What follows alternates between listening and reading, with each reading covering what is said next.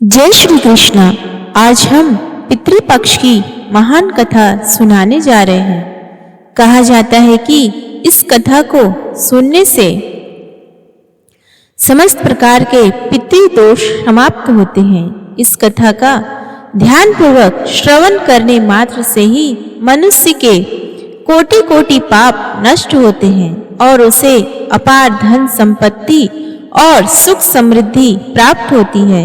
पितरों की कृपा से उसके सभी दुख दोष समाप्त होते हैं और सुखी जीवन प्राप्त होता है। यह महान कथा भगवान श्री कृष्ण ने गरुड़ जी को सुनाई है। आइए सुनते हैं इस कथा को।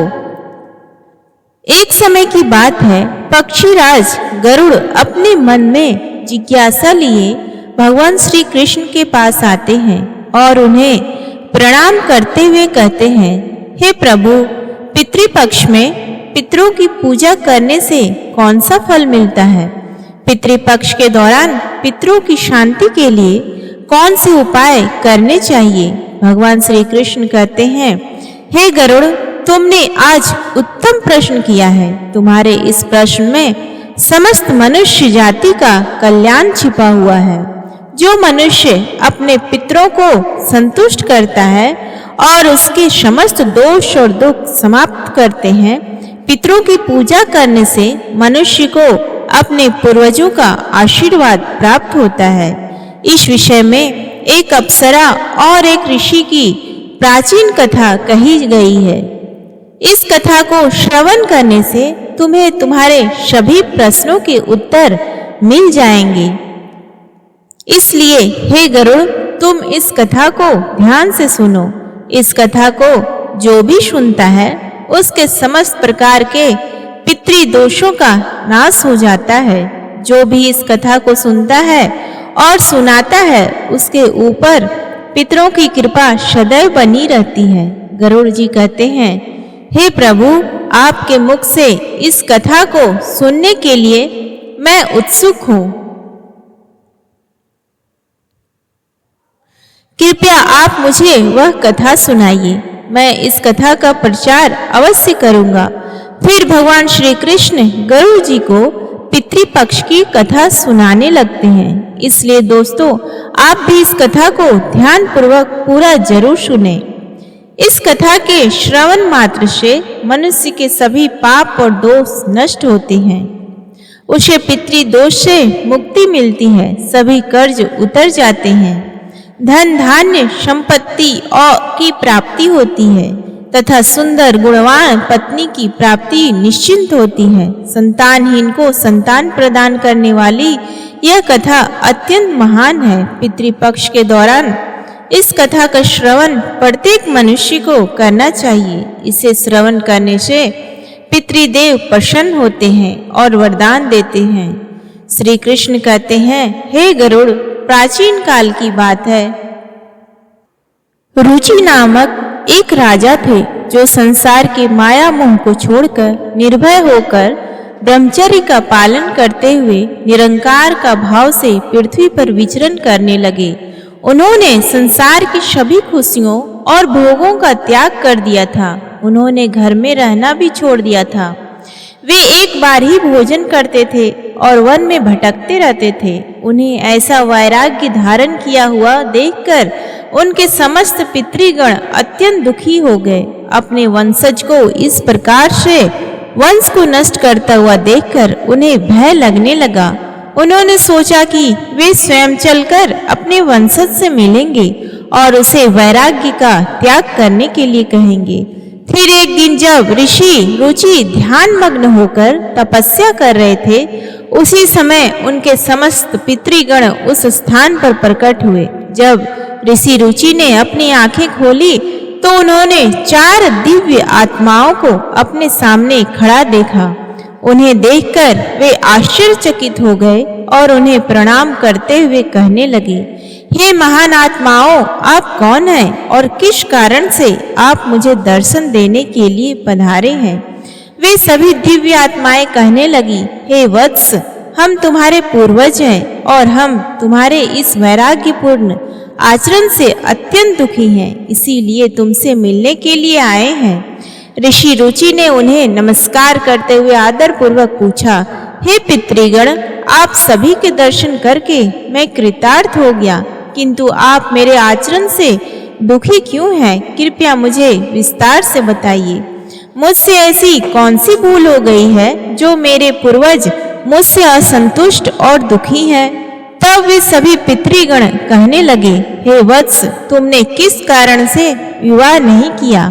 विवाह स्वर्ग और मोक्ष प्राप्ति का उत्तम मार्ग है। गृहस्थ आश्रम के बिना मनुष्य को शाश्वत बंधन होता है। गृहस्थ में रहकर मनुष्य देवताओं, पितरों, ऋषियों और याचकों की पूजा करके उत्तम लोकों को प्राप्त करता है। वह देवताओं को स्वाहा और पितरों को स्वधा शब्द के उच्चारण से तथा द्वार पर आए अतिथियों और याचकों को दान देकर संतुष्ट करता है। विवाह ना करके, संतान को उत्पन्न ना करके तुम देव ऋण तथा पितृजनों के ऋण से मुक्ति नहीं पा सकोगे। संसार में रहने वाले मनुष्य, ऋषि तथा अन्य प्राणियों के लिए भी तुम प्रतिदिन ऋणी हो ही रहे हो। संतान की उत्पत्ति के बिना तुम स्वर्ग को कैसे प्राप्त कर सकोगे? देव पूजा, पितृतर्पण तथा संन्यास ग्रहण किए बगैर तुम स्वर्ग की प्राप्ति नहीं होगी। सभी पितृ कहते हैं, हे पुत्र, यदि तुमने विवाह नहीं किया तो यह अन्याय केवल तुम्हें कष्ट ही देगा। मरने के बाद तुम्हें नरक की प्राप्ति होगी और अगले जन्म में भी कष्ट भोगोगे। फिर ऋषि ने अपने पितरों से कहा, हे पितरों, जीवन में विवाह करना अत्यंत दुखदायक है। इससे पाप का संग्रह होता है और अंतकाल में यह अधोगति प्रदान करता है। इसी प्रकार से मैंने स्त्री के साथ विवाह नहीं किया है। स्त्री संग परिग्रह करने से मुक्ति नहीं मिलती। जो व्यक्ति अविवाहित रहकर प्रतिदिन विद्या ग्रहण करता है और ज्ञान के अमृत से अपनी आत्मा को निर्मल करता है, वह मेरे लिए श्रेष्ठ है। विद्वानों ने अनेक प्रकार से सांसारिक कर्मों का वर्णन किया है, इसलिए मनुष्य को अपने इंद्रियों पर संयम रखकर तत्व ज्ञान से जल से आत्मा को शुद्ध करना चाहिए। फिर पितरों ने कहा, हे वत्स, इंद्रियों को वश में रखकर ज्ञान के द्वारा आत्मा को निर्मल करना चाहिए। तुम्हारा यह कथन उचित ही है, किंतु यह कल्याण का मार्ग नहीं है जिस पर तुम चल रहे हो।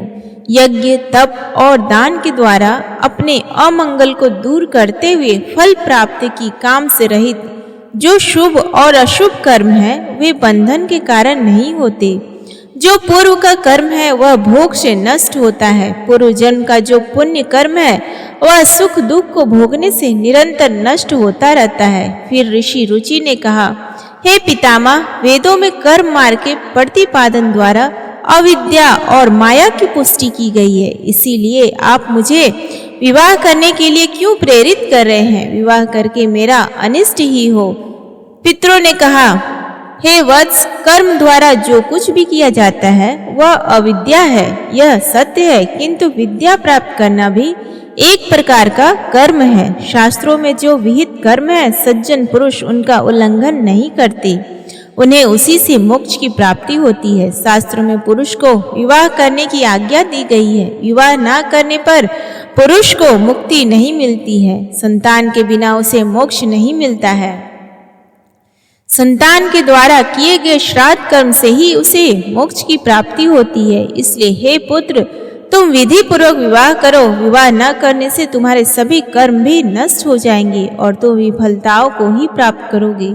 यदि हमारा वंश नष्ट हो जाएगा तो हमारी आत्माएं अतृप्त ही रहेंगी। विवाह करके संतान उत्पन्न करके ही तुम अपने पितरों को संतुष्ट कर सकते हो। श्री कृष्ण कहते हैं, हे गरुड़, इस प्रकार से अपने पितरों के वचन सुनकर ऋषि रुचि को बड़ी ग्लानि हुई। उन्होंने विवाह करने का निश्चय किया।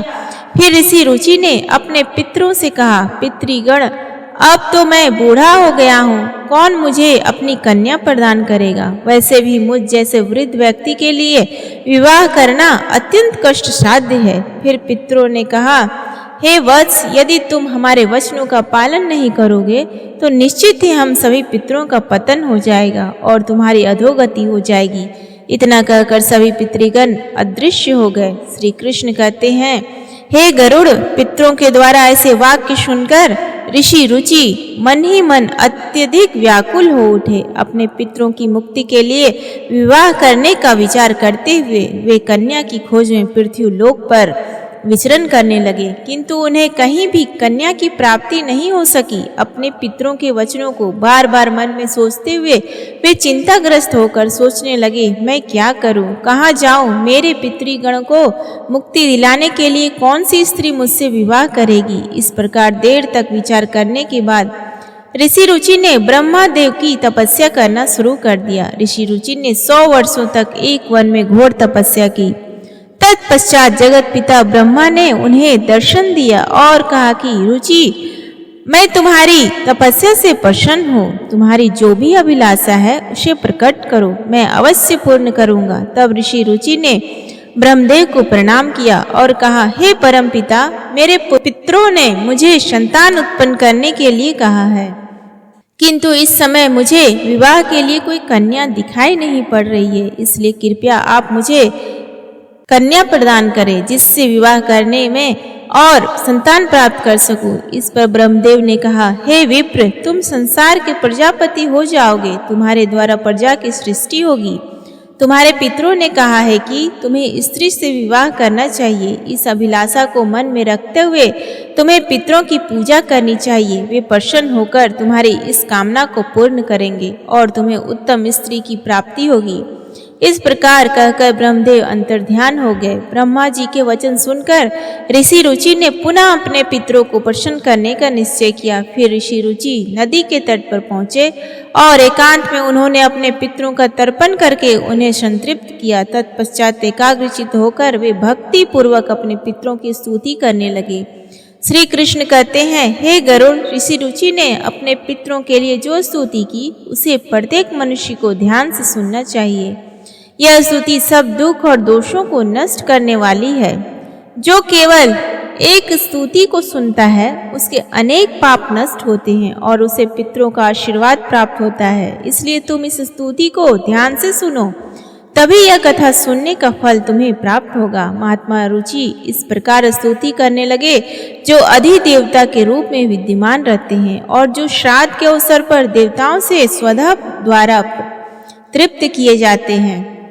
उन सभी पितृगुणों को मैं नमस्कार करता हूँ। स्वर्ग में अवस्थित महर्षिगण भक्ति मुक्ति की कामना से मानसिक श्राद्ध द्वारा जिन्हें भक्ति पूर्वक तृप्त करते हैं, उन सभी पितरों को मैं प्रणाम करता हूँ। अग्नि, श्वात, आग्य और सोम नामक पितृगण हैं जो वे सभी श्राद्ध में मेरे द्वारा संतृप्त होकर तृप्ति को प्राप्त करें। अग्नि, श्वात पितृ मेरी पूर्व दिशा की रक्षा करें।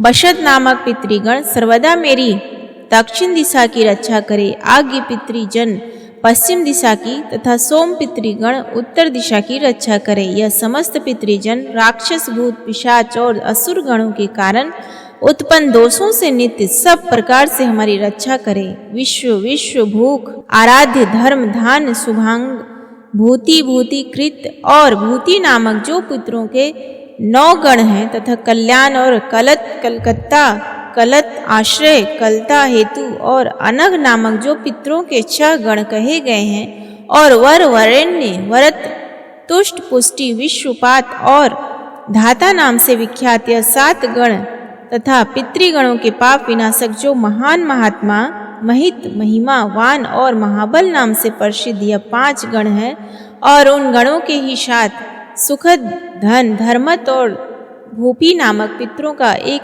अन्य गण चतुष्ट कहा गया है। इस प्रकार कुल मिलाकर उन पितरों के 31 गण हो जाते हैं जिनसे यह संपूर्ण जगत परिव्यय सभी पितृजन इस श्राद्ध में मेरे द्वारा प्रदत्त व्यास से संतुष्ट हो। इस प्रकार ऋषि रुचि द्वारा स्तुति करने पर पितर अत्यंत प्रसन्न हो गए और उसी समय एक दिव्य तेज उत्पन्न हुआ जो आकाश मंडल में चारों ओर व्याप्त हुआ। संपूर्ण विश्व को अपने तेज से आच्छादित करने वाली उस रोशनी को देख ऋषि रुचि अपने घुटने पर बैठकर फिर से पितरों की स्तुति करने लगे। रुचि की स्तुति सुनकर पितृगण अत्यंत प्रसन्न हुए और वे उनके सामने प्रकट हुए। रुचि ने पुष्प, गंध और अनुन पदार्थों का निवेदन किया था। वे सभी पितर उन्हीं को धारण करके उनके सामने प्रकट हुए। रुचि ने भक्ति पूर्वक हाथ जोड़कर अपने पितरों को प्रणाम किया और निवेदन किया। प्रसन्न होकर पितरों ने कहा, हे पुत्र, तुम्हारे स्तुति से हम अत्यंत प्रसन्न हैं, इसलिए अब तुम्हारी जो भी कामना हो वह निसंकोच होकर कहो। फिर नतमस्तक होकर रुचि ने पितरों से कहा, हे पितृदेव, ब्रह्मदेव ने सृष्टि की रक्षा करने के लिए मुझे प्रजापति बनाया है, इसलिए मैं आपसे संतान उत्पन्न करने में समर्थ गुणवान चरित्रवान पत्नी की कामना करता हूँ। फिर पितरों ने कहा है, हे वत्स, इसी स्थान पर अभी इसी क्षण तुम्हें उत्तम मनोरमा पत्नी की प्राप्ति होगी और उसी से तुम्हें पुत्र होगा। हे रुचि, वह पुत्र बुद्धिमान और बलशाली होकर रोज नाम से तीनों लोकों में ख्याति प्राप्त करेगा। उसके भी अतिशय बलवान, महापराक्रमी, महात्मा और पृथ्वी का पालन करने वाले बहुत से पुत्र होंगे। कहकर समस्त पितृगण ऋषि रुचि को आशीर्वाद देकर उस स्थान से अंतर्ध्यान हो गए। पितरों के अंतर्ध्यान होते ही पितरों की कृपा से उसी समय उस नदी के मध्य से ही रुचि के समीप प्रमलोचा नामक मन को प्रिय लगने वाली सुंदर श्रेष्ठ एक अप्सरा प्रकट हुई। उस श्रेष्ठ अप्सरा ने मधुर वाणी में महात्मा रुचि से कहा, हे तपस्वी श्रेष्ठ, वरुण के पुत्र महर्षि पुष्कर द्वारा मेरी एक अतिशय सुंदर कन्या उत्पन्न हुई है। मैं उस सुंदर रूप वाली मानिनी नामक कन्या को भार्या के रूप में आपको प्रदान करती हूँ। आप इससे विवाह करें। इस कन्या से आपको अतिशय बुद्धिमान मनु नाम का पुत्र होगा। फिर प्रजापति रुचि ने उस अप्सरा कन्या से विवाह किया। श्री कृष्ण कहते हैं, हे गरुड़, इस प्रकार से ऋषि रुचि ने अपने पितरों को प्रसन्न करके विवाह के लिए कन्या प्राप्त की और अपने वंश को आगे बढ़ाया। कथा के अंत में भगवान श्री कृष्ण ने गरुड़ जी को पितरों को प्रसन्न करने के अनेक उपाय विस्तार से बताए। यह उपाय मनुष्य के जीवन में पितृदोष को समाप्त करने और पितरों की कृपा प्राप्त करने के लिए अत्यंत आवश्यक माने गए हैं। श्री कृष्ण ने गरुड़ जी से कहा कि पितरों को प्रसन्न करने के लिए कुछ विशेष अनुष्ठान, तर्पण और धार्मिक कार्यों का पालन करना आवश्यक होता है। आइए जानते हैं उन महत्वपूर्ण उपायों के बारे में। पितरों को प्रसन्न करने का सबसे पहला और मुख्य उपाय तर्पण है। तर्पण का अर्थ है जल अर्पण करना। पितृपक्ष के दौरान पवित्र जल को हाथ में लेकर पितरों का आह्वान करते हुए उन्हें जल अर्पण करना चाहिए। तर्पण में काले तिल, जल, दूध और कुशा का उपयोग किया जाता है। यह कार्य पवित्र मन और श्रद्धा से करना चाहिए, जिससे पितृगण तृप्त होकर प्रसन्न होते हैं।